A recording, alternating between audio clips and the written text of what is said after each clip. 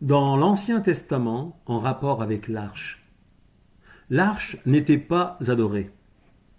En présence de l'arche, le peuple glorifiait Dieu.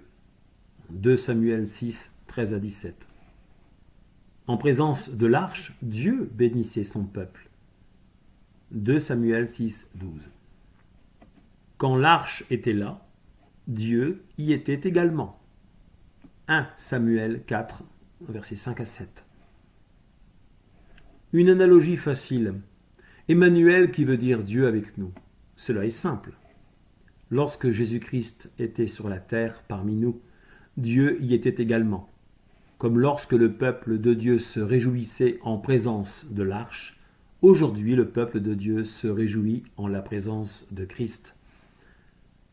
Lorsque l'arche était entre les mains des Philistins, dans leur pays, Dieu les frappa et désola leur pays, frappant les Asdodiens d'hémorroïdes. 1 Samuel 5, versets 1 à 12. David et toute la maison d'Israël jouaient devant l'Éternel de toutes sortes d'instruments. 2 Samuel chapitre 6, versets 4 à 5. La similitude que je fais par rapport à l'arche d'alliance est simple.